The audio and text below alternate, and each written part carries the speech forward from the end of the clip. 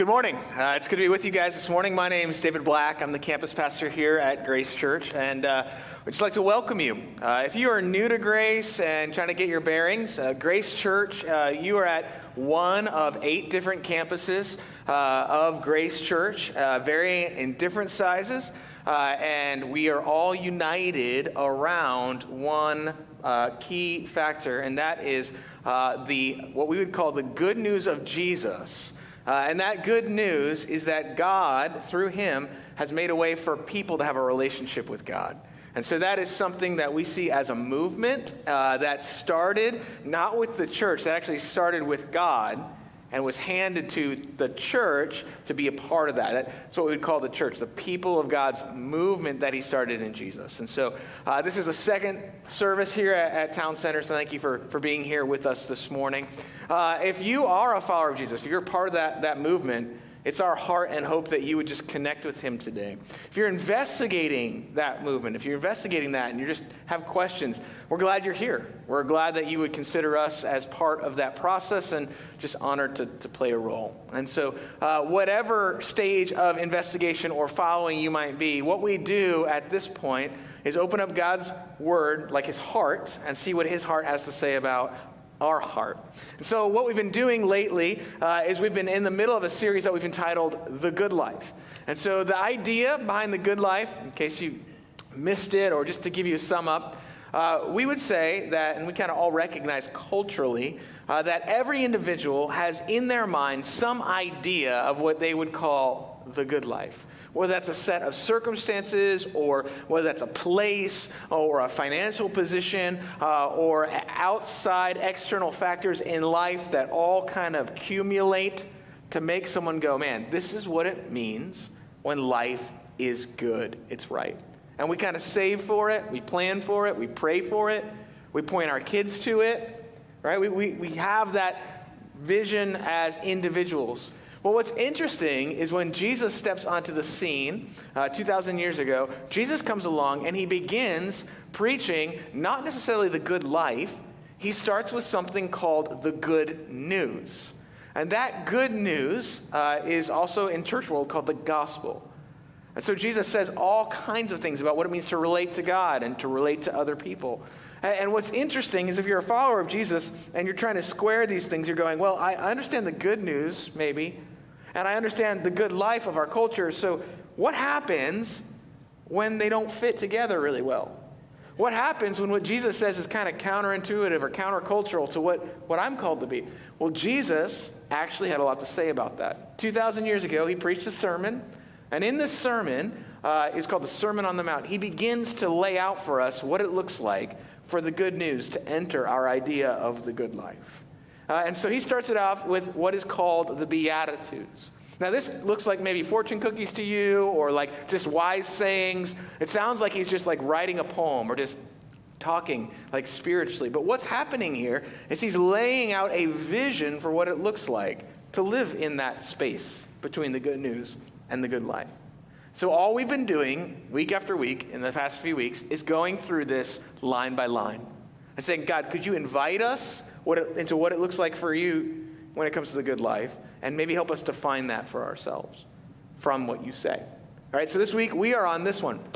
This is what Jesus says to the people: blessed are the merciful, for they shall receive mercy.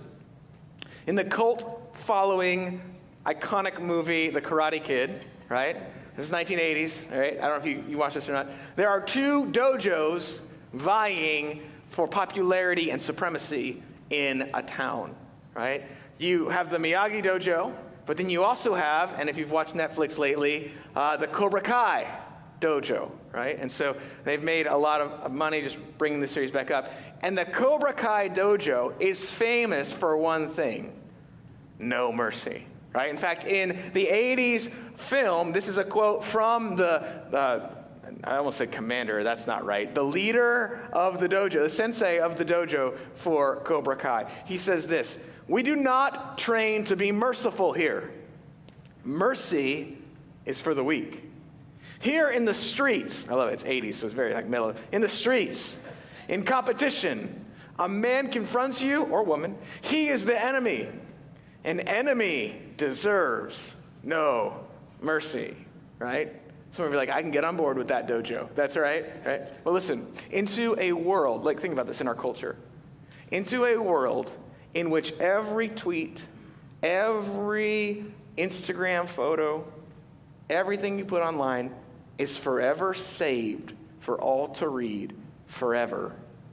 Into that culture, Jesus dares to say, perhaps the measure of our Christ-likeness might come down to one word: mercy. Mercy. He says, blessed are the merciful. It's a very interesting word. It's only used twice in the New Testament. When Jesus says merciful, that word literally means full of pity, compassion in action. A pastor of another campus of Grace Church, he puts it this way, and I love it because it's a great picture. He said, mercy is what happens when love runs. I'm like, man, that's great, right? Whenever love is running, he's like, typically, that's what you see as mercy. Now this would have made no sense to the crowd that he's talking to in some regard, because they were growing up in a Roman-occupied territory. And Rome, well, here's what one of the philosophers said in Rome. One of the philosophers in Rome said this, and it was widely held: mercy is a disease that needs to be eradicated. Rome was all about power. In fact, a Roman father could look at their child and give them a thumbs up if he wanted to live, and give him a thumbs down, and without question or penalty, the child would be taken away and drowned if it seemed to be weak. That's the culture of Rome. At the same time, you on the Jewish side of things at that day, the average Jewish individual would have grown up, and while the heart of God was alive in the Old Testament and speaking through the Old Testament, at that time, the religious leaders were not exactly the greatest. They were kind of corrupt. And what had happened is that the heart of God had taken a back seat to the actions of man. And so it really became a religion of merit, of how well someone followed the law and how well their lives conformed to this. Does it sound familiar, right? Culture of power, a culture of merit. And it's into this culture of power and merit that God talks about mercy. Jesus begins to talk about mercy to you and to me. It's interesting. Do you know the other time in Scripture that merciful is mentioned, this word? It's only used one other place. It's used to talk about what Jesus did for you and for me. This is the passage of Scripture. It's found in Hebrews. It says this: therefore it was necessary for Jesus to be made in every respect like us, his brothers and sisters, so that he could be our, there's the word, merciful and faithful high priest. That's like representative before God. Then he could offer a sacrifice that would take away the sins of the people. Since he himself has gone through suffering and testing, he is able to help us when we are being tested. Now, here's why it's important that we would take a look at this verse and ask what Jesus has done for us and how we ought to be that way to others. Because, listen, a religion that lacks mercy is just going through the motions. It's very easy for us to say, yeah, I believe in Jesus. Yeah, I'm going to follow him. But then just go through the motions of our day. You say, well, that verse doesn't really help me maybe that much. In fact, maybe I'm more confused now. Well, that's what we're going to talk about. Here's what I think this verse shows us, and here's what we can learn from Jesus and what he did for us. He's showing us that mercy cares for the needy. That mercy pardons the guilty. And it is extremely, extremely costly. You say, well, what do you mean? Well, I'm glad you asked. Mercy cares for the needy. Notice in this verse, we see, therefore, it was necessary for Jesus to be made in every respect like us. And then jump down all the way at the end. Since he himself has gone through suffering and testing, he is able to what? Help us where we are being tested. This idea of mercy was often spoken in the people's day to which Jesus was talking to in light of giving alms. That's how they would have thought about it. They would have thought almsgiving. So think about the guys who ring the bell around Christmas time, like you're putting money into a kettle. That's kind of how they talked about this word that Jesus used. They saw it as someone else providing for physical and tangible needs. And this was largely in part because God had talked to them about this. In fact, in the Old Testament, you see God telling the Jewish people this. He says, if among you one of your brothers or sisters should become poor, you shall open your hand to him and lend him sufficient for his need, whatever it may be. Wow. Later on, a prophet, a guy named Micah, was going to the people of God and saying, this is what God is saying. He's saying, he has shown you or told you, oh man, that's people, what is good? And what does the Lord require of you? What's he say? But to do justice, to love, there's the word, mercy, and to walk humbly with your God. It seems that when you read the Bible, this is all throughout the scripture, God's heart is with the helpless. And the people of God then, right, our hearts ought to be there too. In fact, a very famous guy named William Booth started something called the Salvation Army, and here's what he said. Notice, some men's passion is for gold. Some men's passion is for art. Some men's passion is for fame. My passion is for souls. And in the church world, you're like, that's great. Now, follow that further.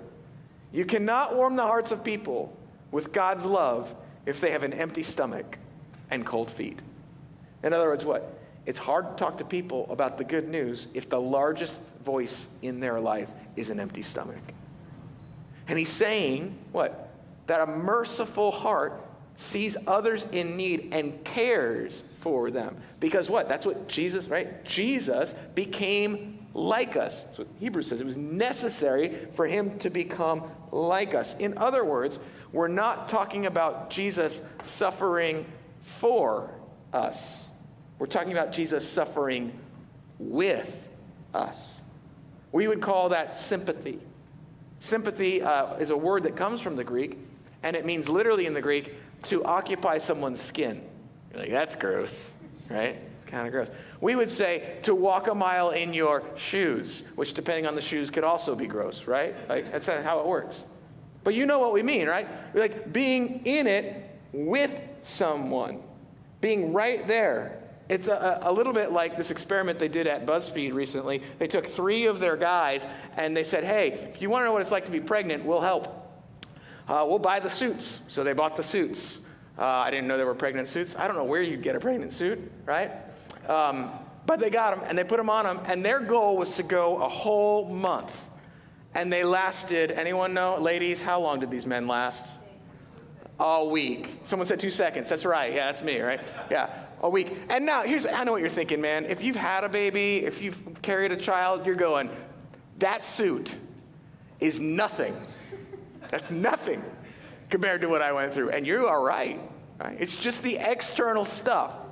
But they couldn't even hang with it. But listen, they have a new appreciation for their mother. They have a new appreciation for their wife, for their grandmother, that they didn't have before, albeit perhaps not an accurate one and not a full picture and one that they could never really have, right? But they understand more. One of the guys on the video said, my mom always wore heels when she was pregnant, and he tried it himself actually on the video. You can go watch it. It's pretty ridiculous. They got in someone else's situation. Listen, mercy always enters into another's misery with them. To be with them in the midst of it. Now listen, here's what I know about you. I know this about you because I know this about my heart. Listen, the times in life when I am motivated to be merciful, do you know what I do instead most often? I get irritated, right? And so man, if only that other person's kids would notice that this is a public place, right?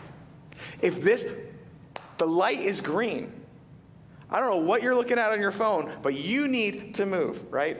Or the drive-through line.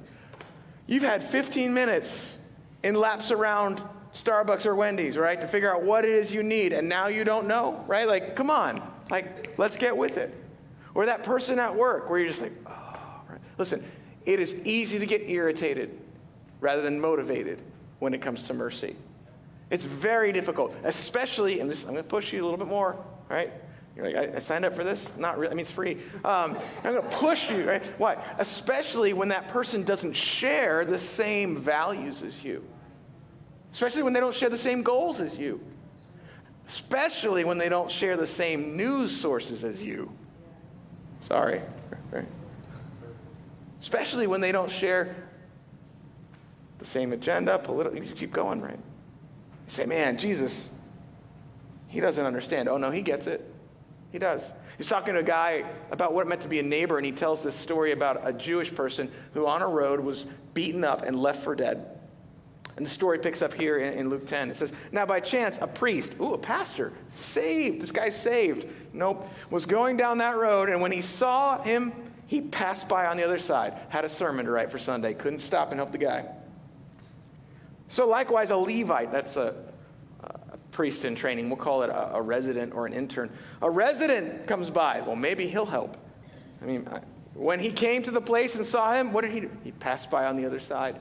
This guy's countrymen, who were meant to be helpful to their countrymen, left him there.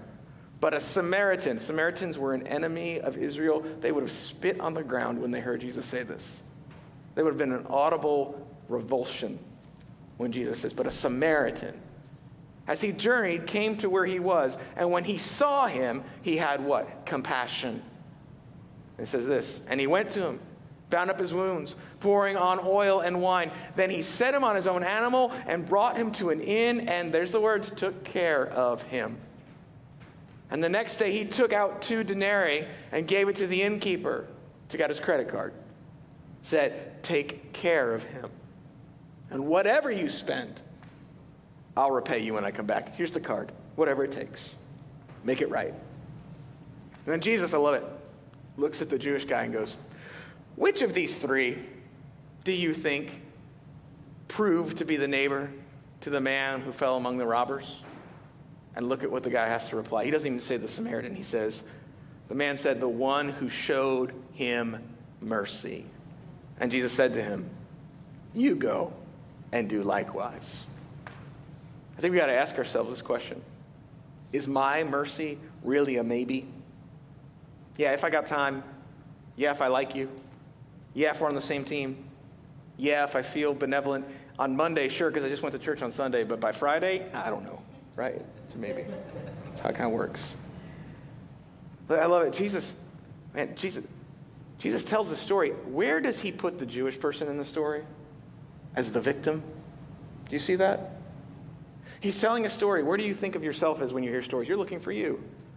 And he goes, let me tell you a story about a Jewish person who was a victim. He's putting him in someone's skin and going, what does it look like to be helped? Why is he doing that? Because he wants to push on the Samaritan issue? Of course. But I think he's doing it for another reason. I think he's doing it because God did that for you and me. When you and I were the victim, God stopped and stooped to care for us in our need, spiritually and physically. He did that for you and for me. See, mercy, it cares for the need. But more than that, it goes further. God went further for you and me. It pardons the guilty. Look at what it says in Hebrews. It says this. He did this so that he could offer a sacrifice that would take away the sins of the people. He didn't just get in our skin so that he could care for us physically, to know what it's like that we're going through suffering physically. He did this for a spiritual purpose so that he might pardon us of our sin. And so in biblical terms, here's how this works. If you didn't grow up in church, that's great. That's fine. We can talk about it. Grace is a word that we use to describe what God did for us. And mercy is a word. Grace, it's the name of the church and the name of the girl who was singing right here. Grace in the Bible is God giving you a gift that you did not deserve. Right? Grace, a gift, you don't deserve it. Mercy, on the other hand, is God not giving you what you do deserve. See that? Grace is a gift. Mercy is, I'm going to give you the gift of not doing what I ought to be doing to you. Right? So when you're riding in your car and the officer pulls you over and you know you were speeding, you were guilty, you saw him and you or her, and you went, man, I'm dead. That's not great. He's got me. And they pull up, or they walk up next to you, you roll down the window, and they say license and registration, and they let you go with a warning. That is mercy, right? Why? Because they withheld from you the full extent of the law from which you were guilty of in that instance. Right? The Bible would say that's what God did for us. Talks about it in 100 different ways. Jesus says it like this in Luke chapter 6 to the same people that he was preaching to this sermon. He says this, but love your enemies and do good, and you will be like sons of the Most High. You'll look like you're descended from God. You'll be related to him. You'll have the qualities of him. For he is kind, check this out. This is Jesus talking about God. God is kind to the ungrateful and the evil. Right? That's crazy. The God of the Bible is kind to ungrateful and the evil. Some of you grew up in a church not knowing that verse was in the Bible. That God's disposition is kindness toward ungrateful and evil individuals. And Jesus says, be merciful, even as your Father is merciful. Well, how is that possible? How could God do that? I'm glad you asked, because in Ephesians, Paul lays this out in a little bit clearer terms. He talks about how we were on our own. And he says this, but God, being rich in mercy, because of the great love with which he loved us, love in action, right? Even when we were dead in our wrongdoing, our trespasses, God made us alive together with Jesus. In other words, Jesus inhabited our skin. He lived a life that we could not live in perfect relation to God and other people, and died for us in our place so that we might have a relationship with God. He was merciful to us. We deserved the cross, but he took it instead. The Bible would say it's a little bit like scales. If you were to go to the courthouse, there would be an image somewhere with a statue or a picture of a woman holding scales, not fish scales, balancing scales. She would be blind. She would be called supposedly justice, right? And on those scales, God, if you were to put all the goodness of God on one side and all of your goodness, his goodness would outweigh yours by a bazillion jillion, right? That's what would happen. And no matter, man, you helped a little lady across the street and you fed your children. Okay, great, right? You're supposed to do those things. And maybe you went out of your way and you served and you were a missionary somewhere. It doesn't matter how much you put on that scale. It's not going to matter. You know what God did? God came to earth, put on your skin, and stepped on your side of the scales with you. So that before God, God looks at you and me and goes, justice is done. It's served. Not because of what you did, but because of what Jesus did in taking your place so that God might withhold from you what is due you. It's called mercy. It's mercy. Listen, this is not God giving you a second chance. When I was growing up, it's 80s day, just, I don't know, roll with it. When I was growing up, there was a game called Nintendo. It's still around, but this was the original one, NES. There was no saving your game. All right? No, not everybody got a trophy. This was the harsh, cold world of the 80s, right? If you messed up and Mario was about to die, there's nothing you could do except one thing. I would hit the reset button. All right? Before he died, I didn't want to bear the consequences, so I'd hit reset and we'd start all over again. And it would start in the beginning, just like normal. Or if you were trying to shoot those birds with that little stupid gun that they gave you, and you got mad at that dog, you hit the reset, right? That's what you did over and over and over and over again. Second chance after second chance after second chance. God does not hit the reset button. Right? This is not a second chance. This is God sacrificing on your behalf and my behalf. This is God absorbing our guilt. Martin Lloyd-Jones puts it this way when he talks about mercy. He says, the merciful person many people think is one who smiles at transgression and law-breaking. He says, what does it matter? Let's carry on. He's a flabby kind of person, easygoing, easy to get on with. He's British, that's why he talks like that. To whom it does not matter whether laws are broken or not. Now that, obviously, is not what is meant by our Lord. God doesn't just go, it's paid for. It's paid for. He did something about it. God absorbed our guilt. Do you know what we call that in our world? We call that forgiveness. I absorb the guilt. When I have a right to inflict pain or hurt or words when someone else wrongs me, I absorb it and I forgive them and I show them mercy. Mercy. Listen, it is one thing to be able to sit in church and explain what mercy is. It is a completely different thing to have experienced it for yourself.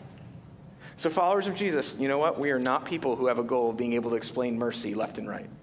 Our goal is to be people who've said, I've experienced that for myself, from God, first and foremost. That's what Jesus talks about. He says, listen, blessed are the merciful, for they will receive mercy. He's not saying if you're mercy to people, that's good enough to get into heaven. Because remember, a relationship with God is a gift. It's not what we do. It's something God did for us. What he is saying, though, is that as you experience mercy, you are able to extend that mercy to other people so that they might experience it as well. And the level to which you extend it, you experience it, and you extend it, and it kind of builds and builds and builds and builds. And you go, I thought I knew what it was to receive mercy before, but now I really know through me extending it to other people. William Blake, he was a very famous poet. He said this: the glory of Christianity is to conquer with a sword. No. It's to conquer with popularity. No. It's to conquer with influence. No. It's to conquer with forgiveness. He said that the glory of the people of God, the power of the people of God, would to be a community of people who absorb more guilt than they inflict upon others in this world. In other words, God's mercy towards me is not just for me. It's for other people. And there's this cycle we can get into where we just pursue God, and then we feel his mercy, and we get our fix, and we keep going, and we keep going, and we keep going. We do that week after week after week after week, not realizing that the mercy that God has given to you is actually meant to be shown to your family, to your coworkers, and to those around us. When Jesus says, blessed are the merciful, for they will receive mercy, he's holding up a mirror. He said, if you want to know what it looks like in the mirror, mercy is the mirror in your life. You want to know how much you understand what God has done for you in the mercy of God? Look at how much mercy you extend to other people. Now, if you're with me, you're going, man, this hurts. And listen, I would agree. Look, today is not a comfortable day. But I really believe that God can do some work. You say, well, how do you know that? Well, because I was here for the first service. And it was real. So you might be sitting here and you might be going, well, okay. Do you want me to deny the wrong that the person did in my life? No, mercy doesn't deny wrongdoing. In fact, it recognizes it. Do you want me to overlook what he said or she said? No, I'm not trying to get you to overlook it. So I'm not getting, God didn't overlook what we did. He took it, right? You're going, but you don't understand the level of destruction. You don't know their reputation. You don't know their pattern of behavior. You don't know the manipulation. You don't know my life. You don't know what you're asking me to do. When you talk about absorbing the guilt, I get that. It sounds good, but I can't. And I would say, listen, one, you're partially correct. I do not know. I don't know your life. But here's what I do know. And I can agree with you. Mercy is extremely costly. It's extremely costly. Hebrews said that Jesus offered a sacrifice for us. Jesus talked a lot about that. One of Jesus' disciples named Peter, he asked a question. He came up to Jesus and he said this. Peter came up and said to him, Lord, how often will my brother sin against me and I forgive him? As many 7 times? Now, the Jewish law required 3. So Peter said, I'll double it and add 1 for extra measure. Right, Jesus? It's about right. How often should I forgive this person? How often should I absorb the guilt when they continue to wrong me? What is the extent, Jesus, of my obligation of mercy? So he's asking. Now Jesus, he answered him in a Jesus way. He told him something, and then he told a story. And this is the story that he told. So I'm just going to read it for you really quickly. He says this. He says, the kingdom of heaven may be compared to a king who wished to settle accounts with his servants. Now, before we go any further, what is the language of this story? What kind of story is this? This is a story about accounting. It's a story about economics. This is a financial story. Here's a story about a king who wants to settle accounts. This is tax day, right? Kind of thing. A little bit different. Not the IRS, but a king. When he began to settle, one was brought to him who owed him 10,000 talents. That would be the equivalent of saying $1 bazillion. It was like 30 to 40 years' wages. Which one, to them, they would have been like, how irresponsible of that guy. You have to really work really hard to lose that much money. How'd you do that? Good job, right? That's kind of where he was at. They brought him, he owed all his money, and since he could not pay, check this out, his master ordered him to be sold with his wife and children and all that he had, and payment to be made. Now, to be clear, he's not a slave that is being sold. In that day and age, when you couldn't pay your debts, there were no like chapter 13 debt consolidations. That was called prison, right? Or they would sell your debt to someone else and you would work for them to pay it off. That's how it worked. So this is the end of his life. And not only is this the end of his life, it is the end of his children's life and his family's and his reputation. They're not going anywhere, right?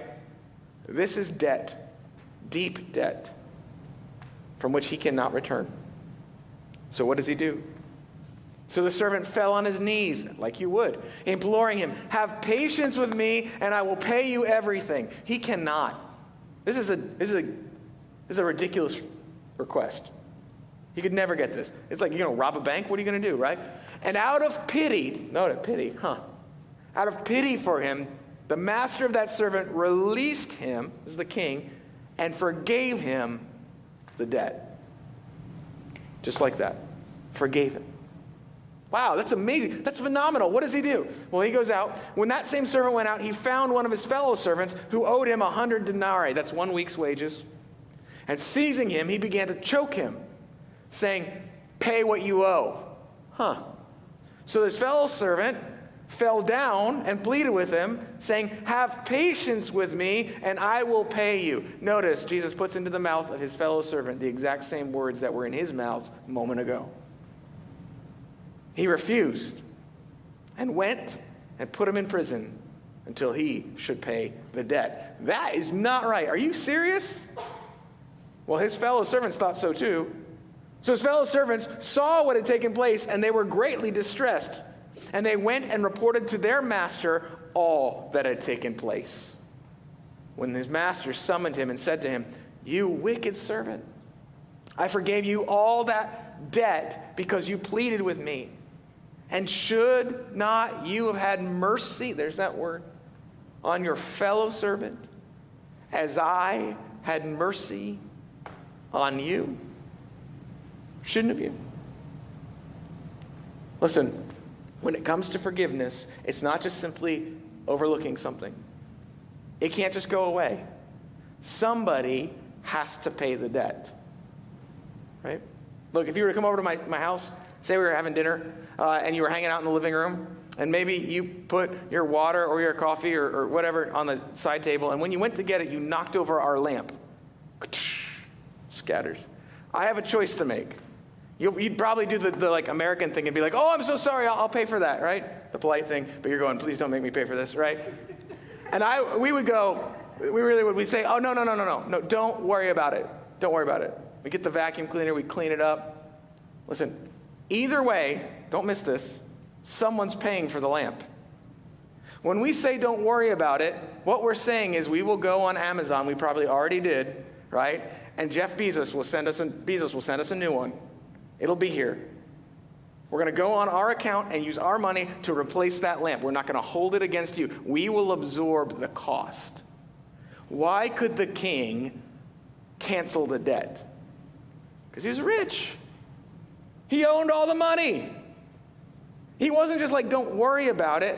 He's like, I will absorb the cost for it. Why couldn't the second servant, actually the servant who owed the money, why couldn't he forgive the second servant? He was poor. He needed that money. He was empty. You see that? Listen, if you're sitting here and you're going, mercy is costly, and I don't think I have enough to forgive that person, Jesus is saying, you're right. You're right. Mercy is difficult and darn near impossible if you're empty.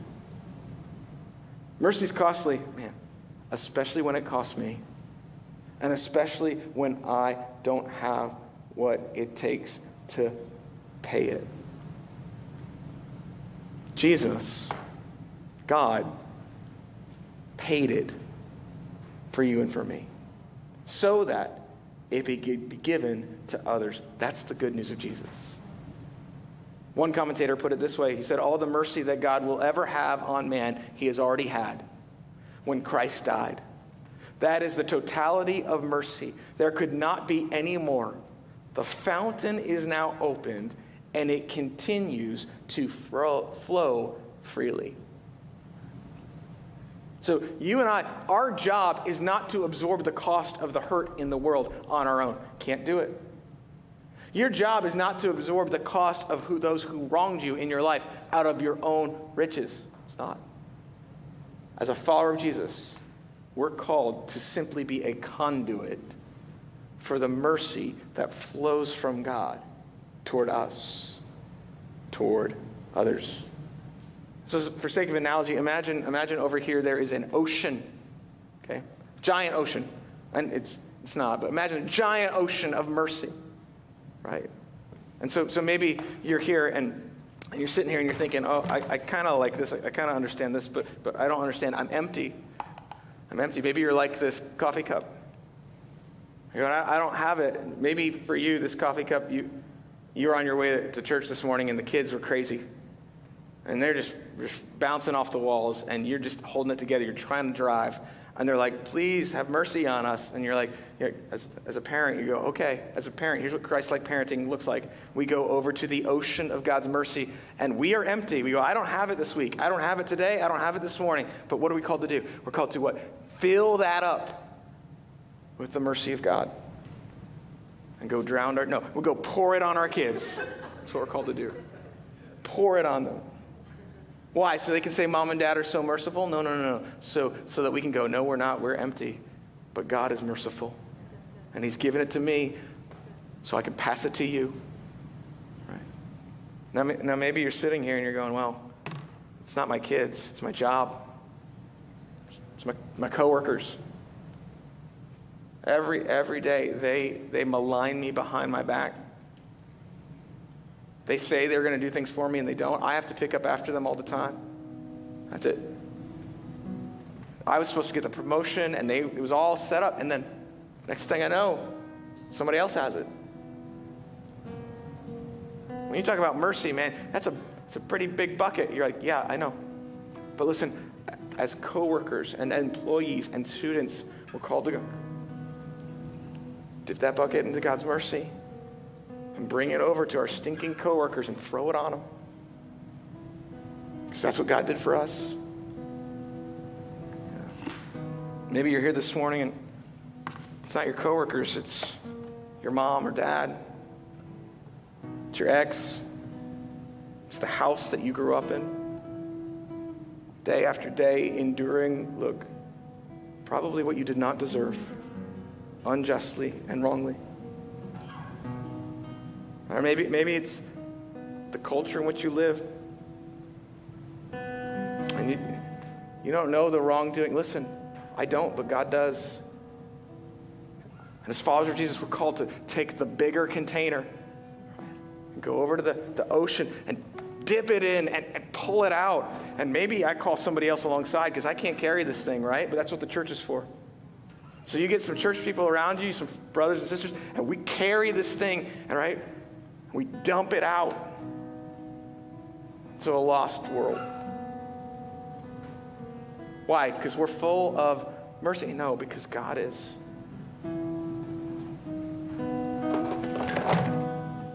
Maybe that person forever changed your life.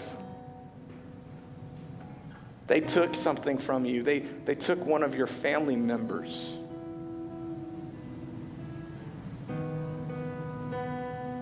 They're not coming back.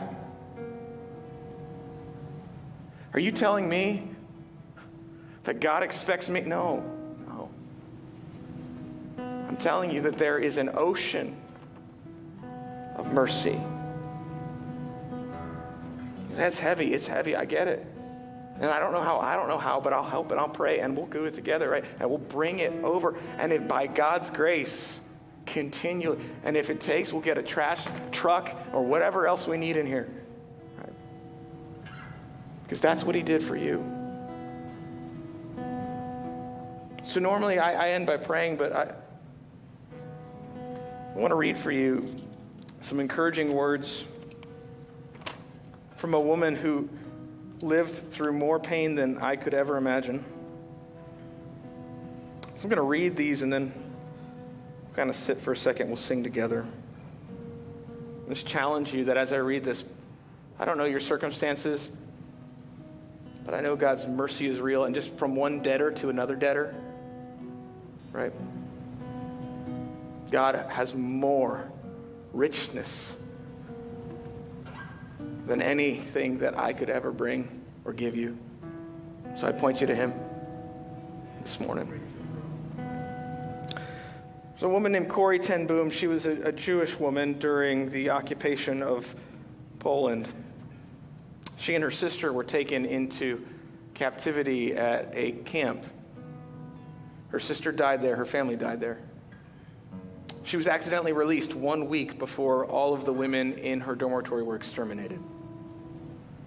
She went back and started speaking post-war Germany, 1947. She writes this: "It was a church in Munich that I saw him. A balding, heavy-set man in a gray overcoat, a brown felt hat clutched between his hands. People were filing out of the basement room where I had just spoken. It was the first time since my release that I'd been face to face with one of my captors, and my blood seemed to freeze. You mentioned Ravensbrück in your talk," he was saying. "I was a guard in there. But since that time," he went on, "I have become a Christian. I've read that God has forgiven me for the cruel things that I did there. But may I hear it from your lips as well, Fräulein?" As he said this, his hand reached out. He asked, "Will you forgive me?" Even as the angry, vengeful thoughts boiled up through me, I saw the sin of them, she writes. Jesus Christ had died for this man. Was I going to ask for more? She said, "It could not have been many seconds that he stood there, hand held out. But to me, it seemed hours as I wrestled with the most difficult thing I had ever had to do. Make no mistake," she writes, "for I had to do it. I knew that. I knew it not only as a commandment of God, I knew it as a daily experience. And still, I stood there with the coldness clutching my heart. 'Jesus, help me,' I prayed silently.